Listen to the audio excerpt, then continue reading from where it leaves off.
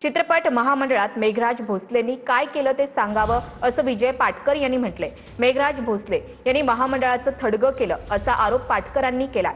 तर मी 5 वर्षात केलेली कामं 55 वर्षात झाली नाहीत असं प्रत्युत्तर मेघराज भोसलेंनी दिलेलं आहे। पाटकर अध्यक्ष असताना फक्त चित्रपट मिळवली असा आरोप सुद्धा त्यांनी केलाय।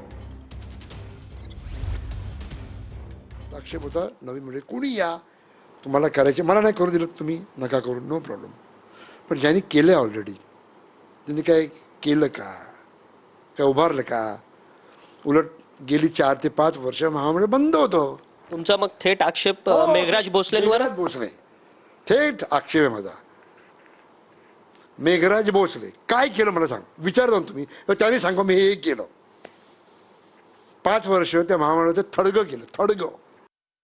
आपण बिनविरोध करू, एकत्रितपणे करू अशी मी विचारणा केली, परंतु त्याचा अर्थ त्यांनी गैर काढला। मी कुठलाही घाबरून त्यांना फोन केला नव्हता, कारण त्यांनी आता सांगितले की मेघराज भोसलेंनी काय केलं। त्यांना जाणीव करून देऊ इच्छितो की 55 वर्ष झालं नाही एवढं काम मी 5 वर्षात केलं, आणि तुम्ही 1 वर्षात काय केलं तर फक्त स्वतःसाठी पिक्चर मिळवणे एवढंच काम केलं 1 वर्षामध्ये। उपमुख्यमंत्री शिंदेंचे आमदार हे शिंदेंसोबतच आहेत असं प्रवीण दरेकर यांनी म्हटलंय। रोहित पवार यांच्या दाव्यावरून प्रवीण दरेकर यांनी ही प्रतिक्रिया दिली आहे। दरम्यान शिवसेना आमदार भाजपच्या संपर्कात असल्याचा दावा रोहित पवार यांनी केला होता। आता रोहित पवारांनाच विचारा ना, त्यांच्याकडे सांगा कुठून माहिती मिळाली, कशी माहिती मिळाली। आता त्यांचे विषय संपले असतील बहुतेक, मग नवीन काहीतरी विषय काढायचा। शिंदेचे आमदार शिंदेसोबत अगदी भक्कम आहेत आणि शिंदे महायुतीसोबत आहेत। शिवाजी कोण होता या पुस्तकावरून प्रकाशकाला धमकी देणाऱ्या आमदार संजय गायकवाड यांनी आता नवीन मागणी केली। बाळासाहेब ठाकरेंचे वडील प्रबोधनकार ठाकरे यांनी लिहिलेल्या पुस्तकावर देखील बंदी घाला अशी मागणी आमदार गायकवाड यांनी केली। शिवसेना आमदारांनाच प्रबोधनकार ठाकरेंच्या पुस्तकावर बंदी घालण्याची मागणी केल्यानं खळबळ उडाले। पाहुयात हा रिपोर्ट।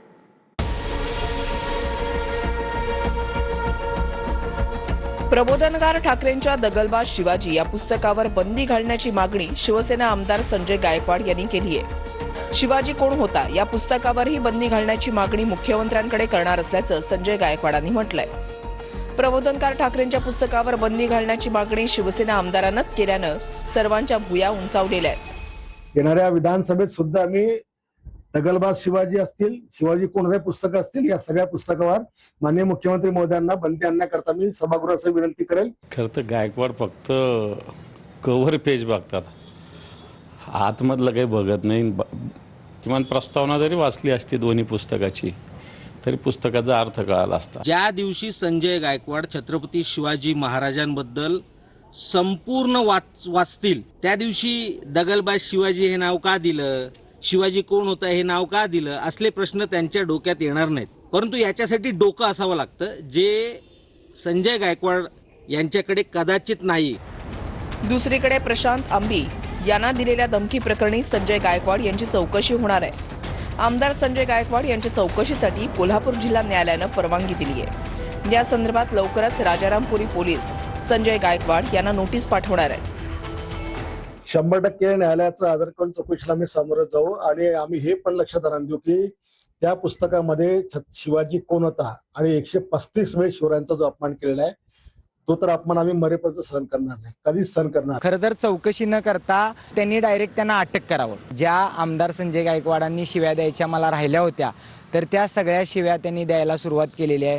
खरं तर त्यांनी वाचलं असतं ना की छत्रपती शिवरायांनी गद्दारांना काय सजा दिली होती, तर या घाबरट लोकांना पलटना पण 4 वेळा विचार करायला लागला असता। थोडं त्यांनी ह्या सगळ्या बाकीच्या राजकारणातून बाहेर पडून आज राज्यात काय परिस्थिती नेमकी ती बघावी आणि परिस्थितीबद्दल बोलावं, नाहीतर लोक यांना पळवून लावतील। मी गायकवाडजींना सांगेन की जे काही दुसरे धोरणात्मक विषय असतात ते पक्षाची भूमिका आपली आली पाहिजे पुढं। तर आपण एकनाथजी शिंदे यांना भेटावं आणि शिंदे साहेबांचं नेमकं मत त्याबाबत काय ते विचारून घ्यावं आणि मग पुढचा निर्णय आपण घ्यावा, असंच मी त्यांना सांगेन गायकवाडजींना। कांदा खरेदीवरून राजू शेट्टींनी सरकारवर टीका केली। देवाभाऊ सांगत आहेत की सरकार 12.25 रुपये किलोनं कांदा खरेदी करते, पण सोलापूरच्या एका शेतकऱ्याचा कांदा अवघ्या 1 रुपया 14 पैसे किलोनं विकला गेला असं ट्विट राजू शेट्टी यांनी केले। खर्च वजा करता या शेतकऱ्याला उलट स्वतःचा खिसा रिकामा करून 301 रुपये द्यावे लागले. सरकार शेतकऱ्यांचा कांदा खरेदी करते की व्यापाऱ्यांचा, असा संतप्त सवाल राजू शेट्टी यांनी विचारलाय. त्यांनी काय ट्विट केले हे आपण पाहूयात. देवाभाऊ, कांदा व्हॉट्सअप, इंस्टाग्राम आणि फेसबुकवर विकत घ्यायचा नाही, शेतकऱ्याकडून विकत घ्यायचा होता. देवाभाऊ ऊर बडवून सांगतायत राज्य सरकार कांदा 12 रुपये 35 पैसे किलोनं खरेदी करते. सोलापूर जिल्ह्यातील शशीराव तोदेकर या शेतकऱ्यानं 1278 किलो कांदा 1486 रुपयाला विकला. त्या शेतकऱ्याचे हमाली, तोलाई, वाहन भाडे मिळून 1769 रुपये खर्च झाले आणि त्याला 301 रुपये स्वतःला द्यावे लागले. या शेतकऱ्याचा कांदा 1 रुपये 14 पैसे किलोनं विकला गेला. देवाभाऊ, नेमकं कांदा शेतकऱ्यांचा खरेदी करताय की व्यापाऱ्यांचा, असा सवाल राजू शेट्टी यांनी केलाय.